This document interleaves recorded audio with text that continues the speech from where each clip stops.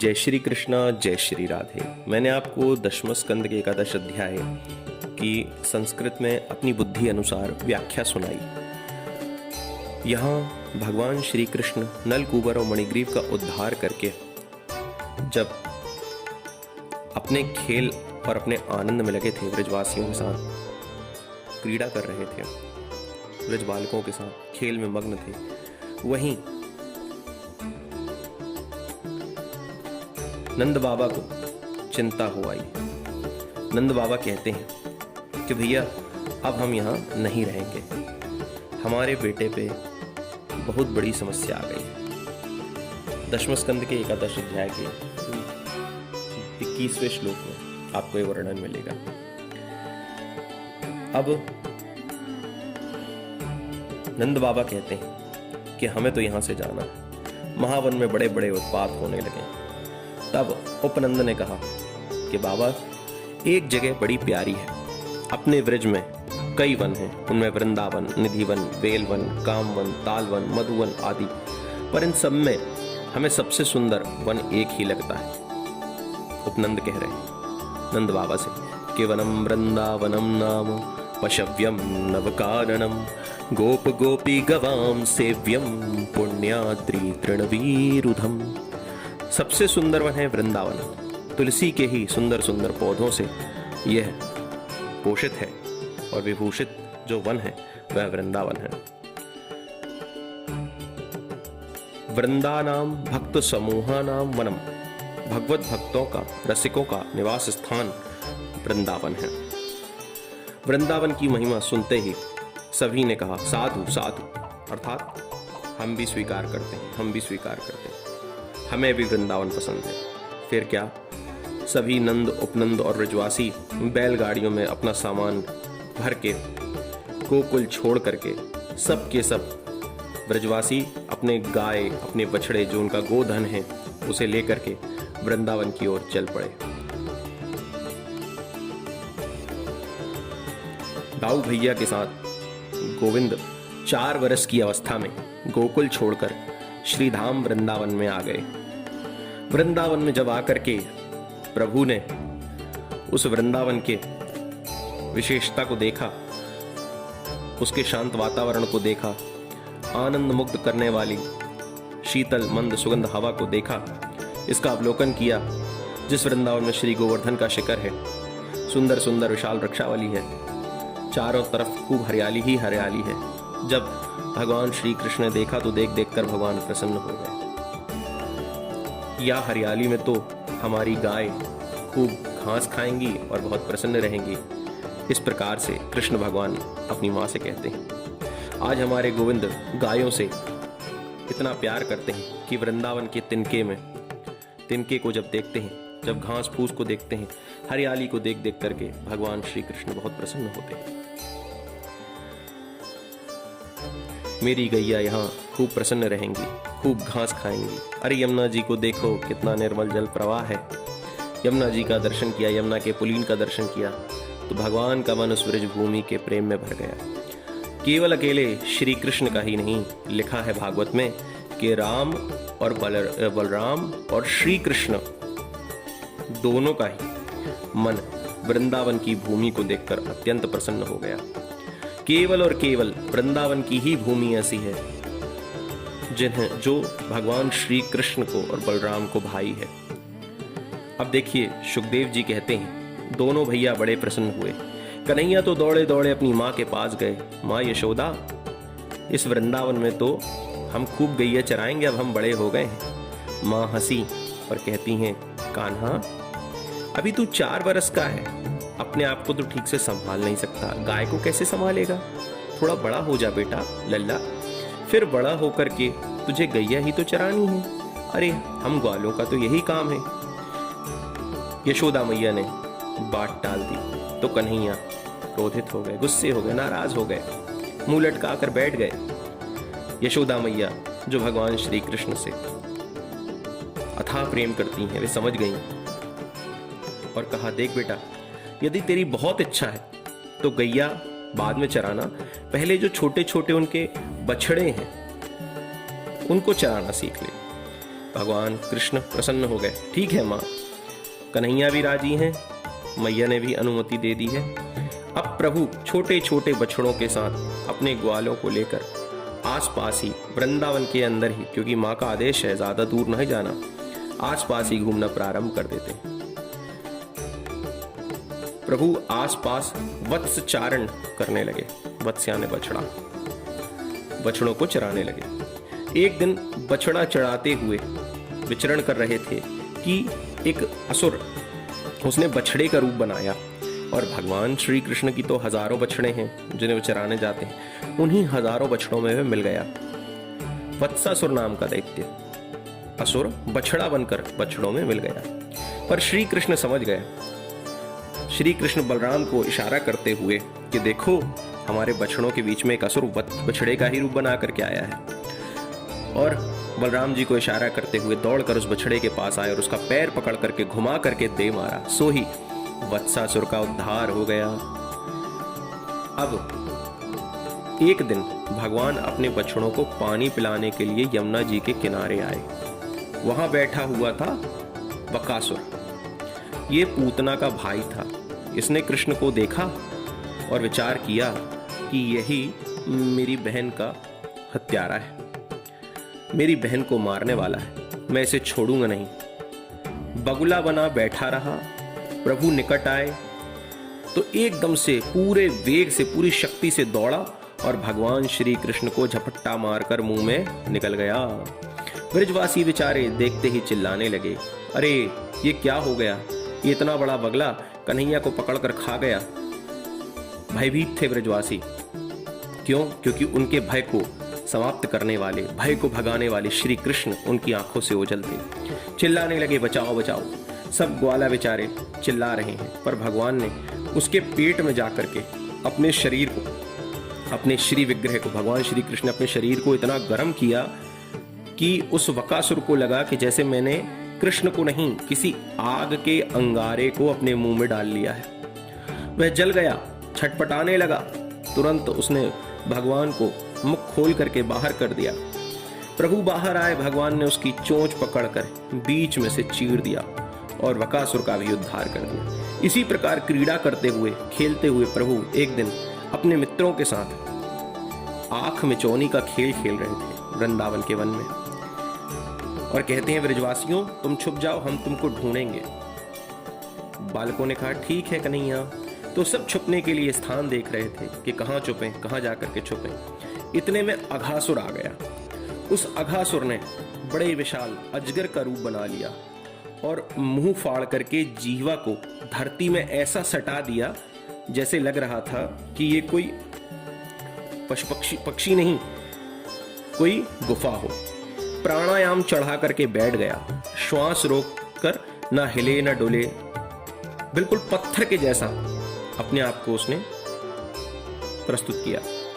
ब्रजवासी समझे कि ये कोई पत्थरों की गुफा है। ब्रजवासी जो भगवान श्री कृष्ण के साथ वत्सचारण करते हैं, भगवान श्री कृष्ण उस समय खुद 4.5 से 5 वर्ष के हैं, तो भगवान श्री कृष्ण के मित्र भी छोटे छोटे हैं। अब वे ब्रजवासी बालक देख करके बोलते हैं, अरे भैया इतने दिन हो गए पर वृंदावन में घूमते घूमते हमने कभी ये गुफा नहीं देखी, आज पहली बार देखने को मिली। तो दूसरा ब्रजवासी बालक बोला, भैया यह गुफा में तो ऐसा मालूम चलता है जैसे कोई सर्प हमें खाने के लिए बैठा हो। गजब की किसी ने कारीगरी की है। अरे देखो कारीगरों की कितनी दिव्यता है, सर्प के ही आकार की गुफा बना दी है। कलाकारों की कला का क्या कहना, ऐसा लग रहा है जैसे कोई पक्षी ही बैठा। एक बोला, भैया मैंने तो ऐसा सुन रखा है कि वृंदावन की गुफा में बड़े बड़े महात्मा भजन करते हैं, इस गुफा में भी कोई बाबा बैरागी बैठा होगा, चलो देखते हैं कौन कौन बाबा बैठे हैं।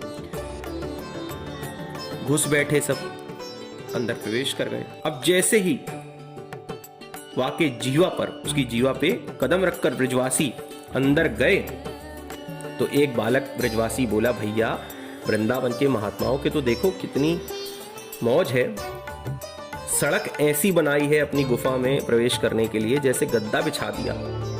ऐसी गजब की सड़क हमने तो कभी नहीं देखी भैया, चलो अंदर चले। जब दरवाजे पर ही इतनी सुंदर है तो भीतर कितनी सुंदर ना होगी। और आगे बढ़े तो लंबे लंबे उसके दांत जो चारों तरफ थे। तो दूसरा बालक बोला, एक बालक बोला, ये सफेद सफेद खूंटा क्यों यहाँ गड़े हुए हैं? तो फिर दूसरा बालक बोला, ये वृंदावन के महात्माओं का नियम होता है कि अगर हमारा दर्शन करना है तो हमने यहाँ खूंटा लगा दिया है, कोई सामान वामान लेके मत आना, खाली हाथ आना।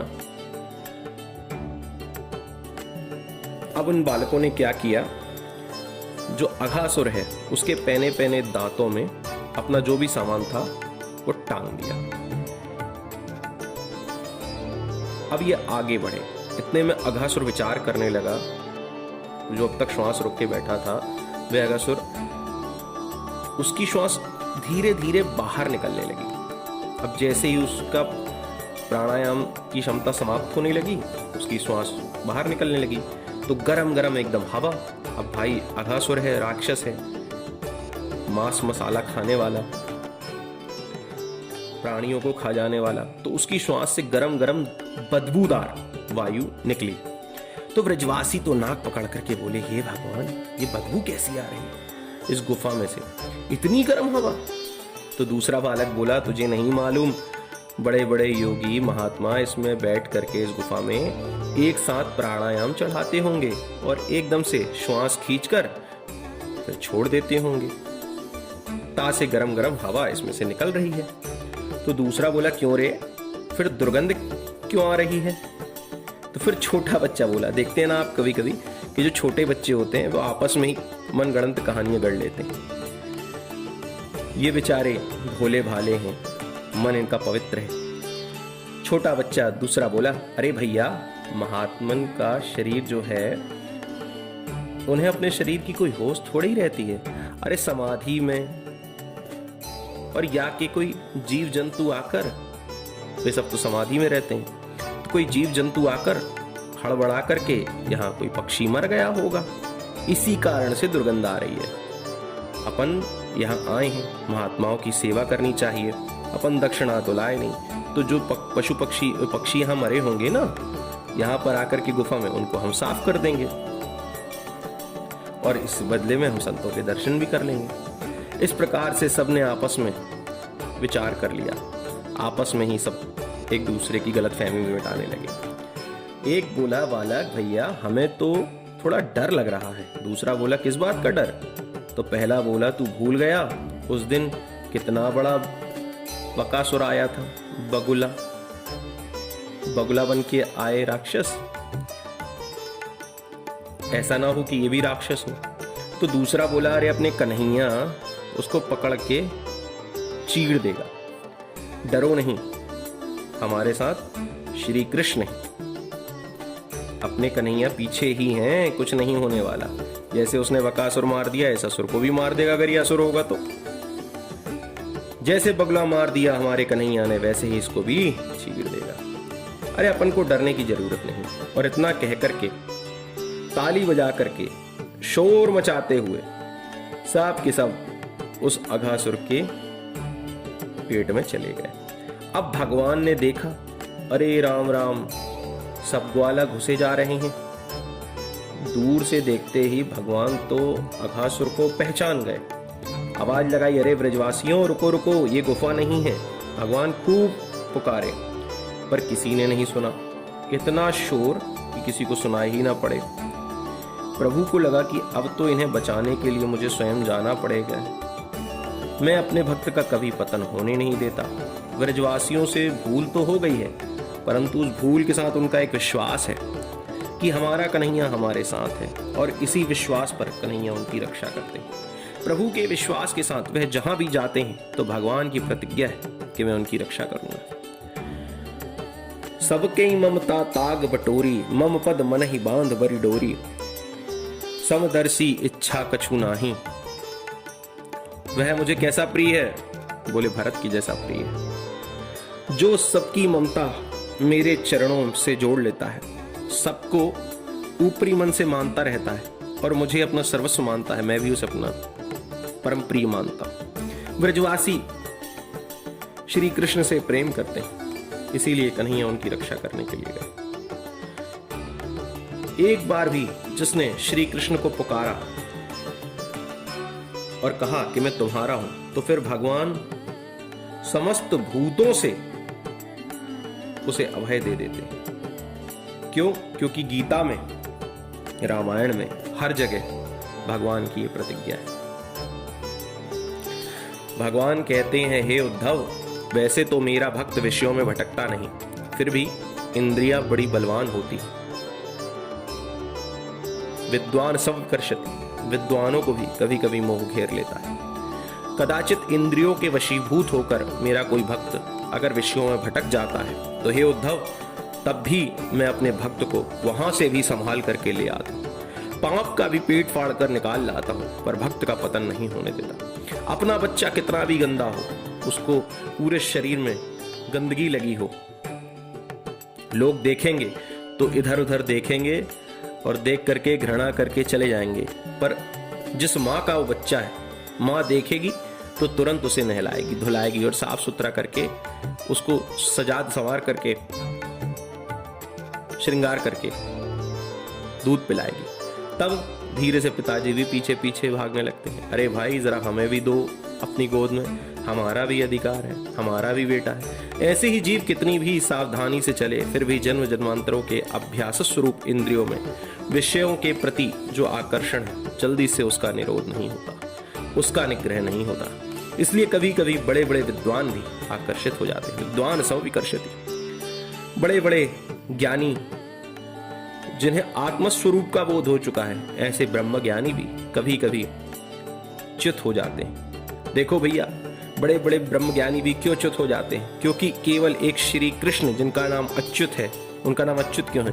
क्योंकि वो कभी च्युत नहीं होते, वो कभी नहीं गिर सकते। इसीलिए भगवान की प्रतिज्ञा है, जो मुझे अपना मान करके मेरा आश्रय लेकर चलता है, उसे मैं भटकने नहीं देता, क्योंकि वह मेरे भरोसे पर रहता है। और जो अपने बल पे चलते हैं वो गिर जाते हैं। जो मेरे प्रपद्यमान हो गया है, भगवान श्री कृष्ण कहते हैं, वह माया से बच जाता है। मैं उसे बचा लेता हूं, भटकने नहीं देता। अरे अघासुर है क्या? अज्ञाने पाप, पाप की प्रवृत्ति ही तो अघासुर है। ब्रजवासी उस पापमय अघासुर को एक गुफा समझ करके, धोखा खा करके उसके अंदर प्रवेश कर गए। इसी प्रकार भगवान का भक्त भी कभी कभी प्रमादवश पाप की वृत्ति को पहचाने बिना उधर प्रवृत्त हो जाता है। माया इतनी बलवती है कि जीव धोखा खा ही जाता है। परंतु जब ब्रजवासी घुसे तो भगवान ने बहुत आवाज लगाई, रुको रुको, खतरा है, ये गुफा नहीं है, इसमें मत जाओ। पर किसी ने नहीं सुना। उसी प्रकार भगवान का शरणापन्न भक्त जब किसी भी पाप वृत्ति में प्रवेश करता है, तो भगवान जो हृदयस्थ हैं, वह हरि रोकते हैं, वह श्री नारायण रोकते हैं, वह श्री कृष्ण रोकते हैं, टोकते हैं, सावधान करते हैं, इधर मत जाओ, इधर खतरा है, ऐसा मत करो। परंतु हम जीव भगवान की उस आवाज को सुनते हुए भी दबा देते हैं। उस समय वह गुहा का आकर्षण इतना प्रबल होता है कि जीव उस अंतरात्मा की आवाज को समझ नहीं पाता, सुन नहीं पाता और अनसुना करके घुस जाता है, जैसे ब्रजवासी घुस गए। तो देखिए, जैसे ब्रजवासी अघासुर को ना पहचान करके उसे एक गुफा समझ करके प्रवेश कर गए, ऐसे ही जीव जो है वो शुद्ध बुद्ध मुक्त है, वह परमात्मा के पास से शुद्ध बुद्ध मुक्त ही आया है। पर जैसे बादलों से निर्मल जल गिरता है और जमीन पर गिर करके मिट्टी में पड़ के मटमैला हो जाता है, ऐसे ही यह जीव भी इस संसार में जब आता है तो शुद्ध बुद्ध होता है, पर इस संसार की माया में, रिश्तेदारियों में ऐसा घुल जाता है कि उसे फिर परमात्मा की आवाज नहीं सुनाई देती। जैसे ब्रजवासी घुस गए, भगवान के इतना पुकारने पर भी किसी ब्रजवासी ने नहीं सुना। अब जब नहीं सुन पाए और अघासुर के मुख में चले गए, तो फिर भगवान भी उनकी रक्षा करने के लिए तुरंत उस अघासुर के पेट में घुस गए। जैसे ही प्रभु ने अघासुर के मुख में प्रवेश किया कि अघासुर ने तुरंत मुख बंद कर लिया। अब तो सबके सब अघासुर के मुख में ब्रजवासी और श्री कृष्ण बंदी हैं। बड़े बड़े देवता विमानों में बैठे ये दृश्य देख रहे थे। सभी देवता भयभीत हो गए कि अरे ये क्या हो गया, अघासुर तो सबको खा गया, पर भगवान ने क्या किया, उसके श्वास में, उसकी नासिका में, श्वास छिद्र में बैठ गए और उसकी नाक में बैठ करके भगवान ने अपने शरीर को इतना बढ़ा लिया कि उसके श्वास छिद्र को पूर्णतः अवरुद्ध कर दिया। उसकी नाक में बैठ के शरीर को इतना बड़ा कर लिया कि उसकी सांस ही रुक गई है। अघासुर बिना श्वास के छटपटाने लगा, थोड़ी देर तड़पा और फिर उसका ब्रह्मरंध्र फट गया और उसी छिद्र से भगवान सारे ब्रजवासियों को निकाल करके बाहर ले आए। अमृतमयी दृष्टि से देखा तो सब के सब सोते हुए से जागकर खड़े हो गए। भगवान ने अपनी दृष्टिपात से उन ब्रजवासियों को जो समाप्त हो चुके थे उन्हें जीवित कर दिया। अघासुर के शरीर से एक तेज पुंज निकला जो भगवान के चरण कमलों में विलीन हो गया। देखिए भैया, जब किसी का ब्रह्मरंध्र से प्राण निकलते हैं, ऐसा हमने संतों से सुना है, जब किसी के ब्रह्मरंध्र से प्राण निकलते हैं तो उसे उत्तम लोक की प्राप्ति होती है। भगवान ने ब्रजवासियों की रक्षा करी, अघासुर का कल्याण किया। यहां पर सुखदेव जी के द्वारा परीक्षित कथा सुन रहे थे तो परीक्षित बोले, अरे सुखदेव जी, अघासुर जैसे राक्षस का उद्धार हो गया। तो सुखदेव जी ने कहा, इसमें कोई संदेह नहीं है परीक्षित, जो भगवान का नाम लेकर के मरता है ऐसा अजामिल वह भी तर जाता है, और जो भगवान को पेट में ही बिठा करके मर गया ऐसा अघासुर, क्या वह नरक में जा सकता है? अरे आश्चर्य तो इस बात का है परीक्षित कि अघासुर ने आज मुक्ति पाई। भगवान श्री कृष्ण ने आज अघासुर को मारा और व्रजवासियों ने ठीक उसके 1 वर्ष के बाद वृंदावन में अपनी घरों में जा करके अपनी अपनी मैयाओं को बताया, यशोदा मैया को भी बताया कि मैया, तेरे कन्हैया ने आज अघासुर को मार दिया। अब परीक्षित चौंक गए, अरे सुखदेव जी, ये कैसे हो सकता है? ये घटना 1 वर्ष के बाद ब्रजवासियों ने ब्रज में जाकर के, वृंदावन में सब बड़ों को जाकर के क्यों सुनाई, अपने माता पिताओं को, यशोदा मैया को? तो सुखदेव जी कहते हैं, सुनो परीक्षित, तुम्हारे मन में अत्यधिक कृष्ण कथा की लालसा है, कृष्ण कथा की पिपासा है, इसीलिए मैं तुम्हें सब विस्तार से बताता हूं, सुन। अब देखिए, यहां सुखदेव जी परीक्षित को बताते हैं कि अघासुर को जब भगवान श्री कृष्ण ने मारा तो उसके 1 साल बाद ब्रजवासियों ने अपने अपने बड़े बुजुर्गों को वृंदावन में जाकर के क्यों बताया। अब ये हम आपको कथा कल सुनाएंगे, जिसमें ब्रह्मा जी की किस प्रकार से ब्रह्मा जी ने परमात्मा की, श्री कृष्ण की परीक्षा ली और बाद में किस प्रकार से भगवान की शक्तियों को, अनंत शक्तियों को, उनकी लीलाओं को ब्रह्मा जी भी नहीं समझ पाए और अंत में ब्रह्मा जी ने दिव्य स्तुति के द्वारा श्री कृष्ण की उपासना, श्री कृष्ण के प्रति अपना प्रेम प्रकट किया। जय श्री कृष्ण,